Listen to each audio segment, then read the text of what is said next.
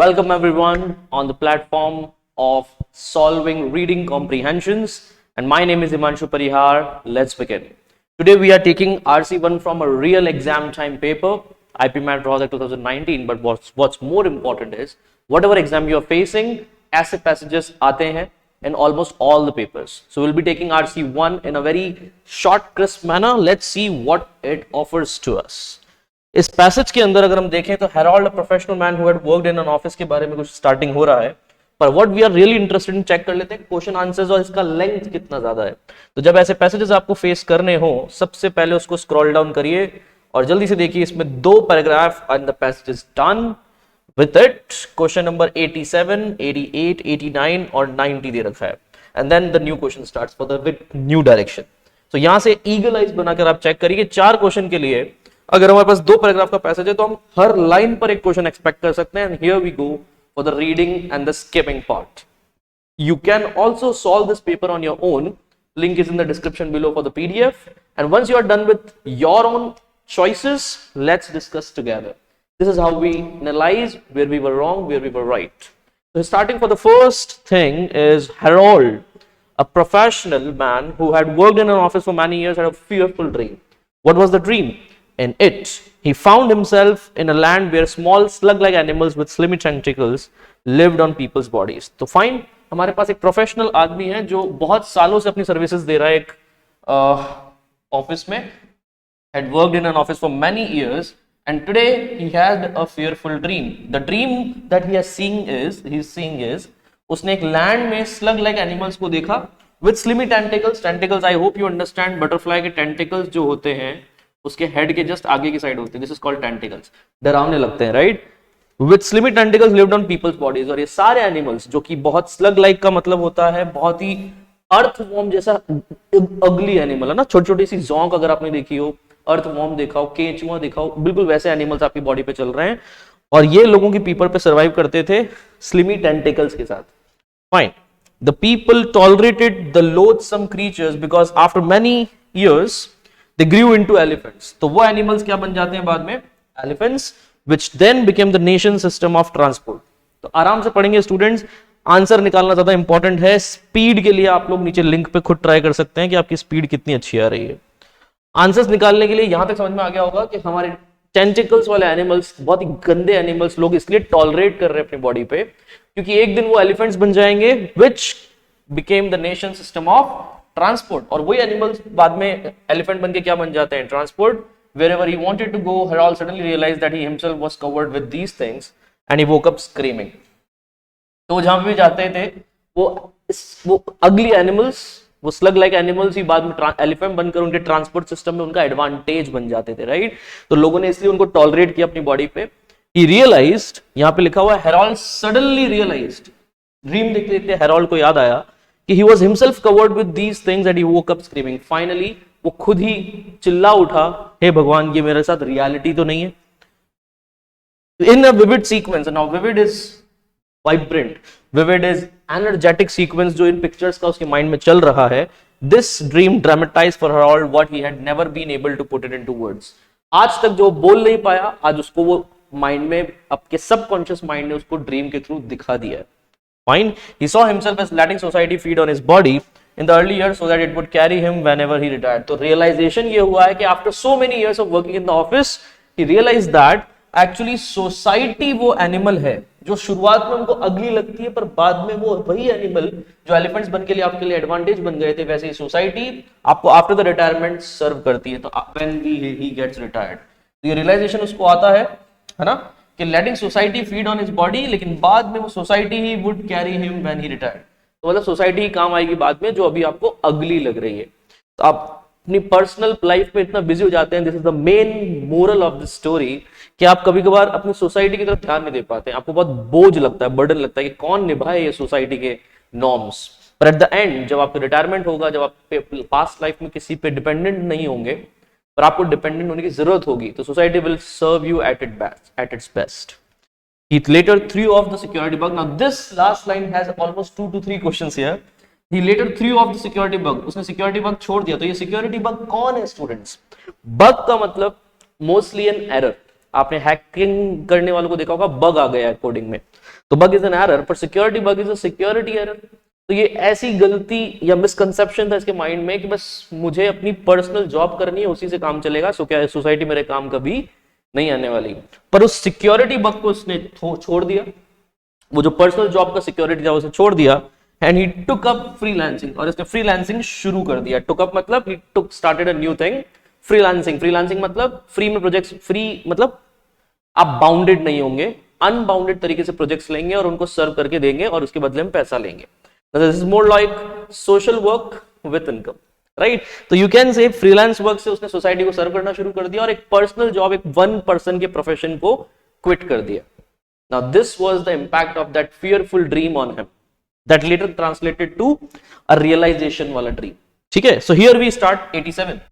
तो question number 87 क्या पूछ रहा है, चलो देखते हैं। In his dream, Harold found the loathsome creatures। उसने कैसे creatures को देखा? In his village, in his own। अच्छा, loathsome creatures कहां देखा, ये लिखा हुआ है, क्योंकि इनमें सिर्फ प्लेस के बारे में बात आ रही है। तो where did he find those creatures, वो कहां देखे इसने, आप सबको बताना है सही आंसर। And the सही answer is not village, not own house, not different land.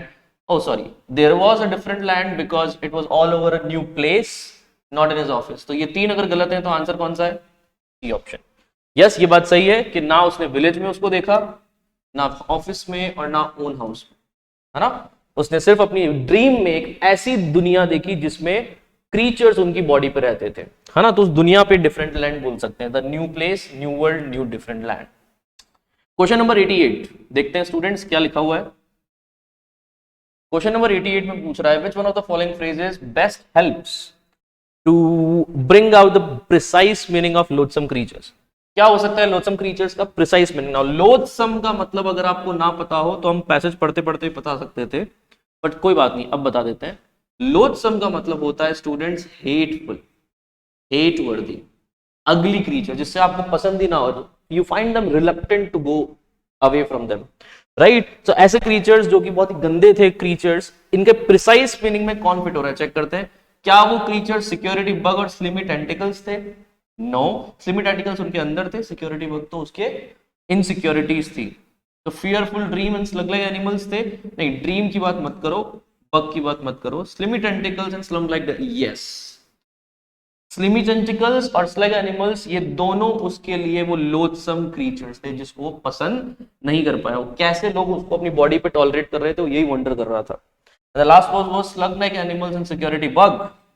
Security bug is again wrong, तो आंसर हमारा बन जाता है students, the answer should be which one?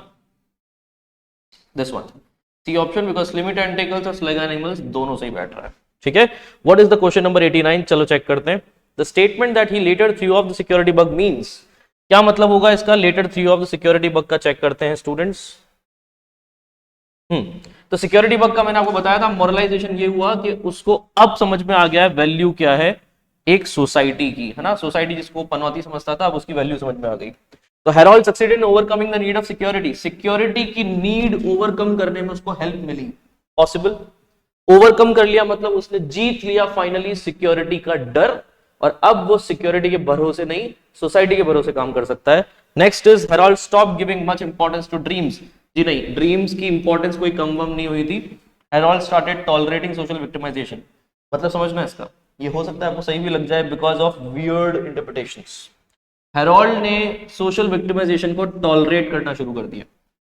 उन लोगों ने बॉडी पे सोसाइटी जैसे टेंटिकल्स या स्लिम लग एनिमल्स को टॉलरेट इसलिए किया था कि लेटर ऑन वो उसके एलिफेंट्स बनकर उनको ट्रांसपोर्ट फैसिलिटीज करवाते थे। तो हेरोल्ड ने ये रियलाइज किया कि वो सिक्योरिटी बग है सोशल विक्टिमाइजेशन? नो। क्या वो सोसाइटी का विक्टिम था? नहीं, इनफैक्ट वो सोसाइटी को इग्नोर मारता था एक अगली क्रीचर की तरह, जो बाद में ट्रांसलेट अगर उसी के फायदे के लिए आ रहे हैं तो फाइनली रियलाइज सोसाइटी मेरे लिए कितनी जरूरी है। विक्टिमाइजेशन नहीं था सोसाइटी का इस सिक्योरिटी बग के नाम पे। सिक्योरिटी बग के नाम पे उसका प्रोफेशनल जॉब चल रहा था सालों से, जो उसको एक इनसिक्योर जॉब दे रखा था कि कहीं सोसाइटी मेरी हेल्प ना करे तो यही मुझे पैसा काम आएगा।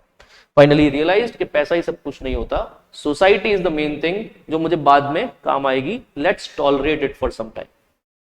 तो आई थिंक सी ऑप्शन और ए ऑप्शन में अच्छा फाइट था, but the answer should only and only be ये killed all the bugs that troubled him वाला आंसर आप गलत है, इसको आप किसी भी एंगल से नहीं यूज कर सकते, है ना, there was no such thing. तो सी और ए में से अगर आपको वियर्ड इंटरप्रिटेशंस पे जाना है तो you can go for here, but the most perfect interpretation is उसने अपनी नीड ऑफ सिक्योरिटी को ओवरकम किया, he won the insecurity fears of just doing a job. ठीक है, तो जॉब वर्सेस सोसाइटी का क्वेश्चन था and the answer is society is more important. तो ये वाली चीज हटा दो, सिक्योरिटी बग सोशल विक्टिमाइजेशन की नहीं थी, वो नीड ऑफ सिक्योरिटी की थी जिसको उसने फाइनली ओवरकम किया। That's how you got the answer. Who is going to answer question number 19? That is the last question out of this passage. Harold's dream was fearful. वो fearful dream क्यों देख रहा था स्टूडेंट्स? अच्छा question है, वो fearful dream क्यों देख रहा था? What was that dream? It brought him face to face with reality. Possible?